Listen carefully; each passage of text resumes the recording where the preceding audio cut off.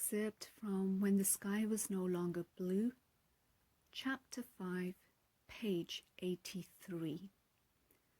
Just then, more wood splintered as the doorway of the charred room collapsed.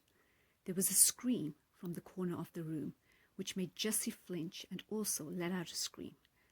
As I looked more closely into the corner, I noticed two children huddled together.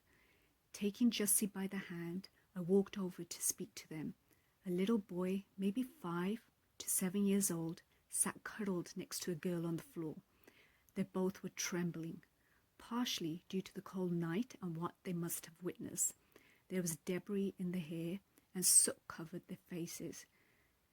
They were crying, and the tears running down their faces left streak marks. "We won't harm you," I said. "We want to help you. You'll be safe with us." I could tell they didn't trust me, more than likely due to the horrors that they had witnessed. They both continued to weep. "We won't harm you. Let us help you get to a safer place." Once again, they moved farther from me on the floor and scooted to the other end of the room. Jessie and I got down on the ground and gradually moved closer to them.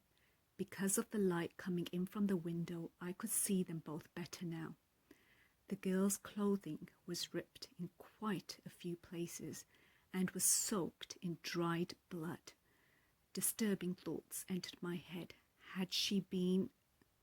My fingers and hands were sore. I had been digging into the sheet and sand with my nails for a while. How lucky it was that we had found Sonia. She was safe now and had a family of her own. Sonia had narrowly escaped being gang raped by the mob, and she was only 8 years old at the time. I took in a deep breath and looked at my wristwatch. It was already 2 p.m. I stayed flat and calmed my breathing. Looking up at the sky, I noticed how radiantly blue it was, dotted with puffy white clouds, ever so calm and peaceful.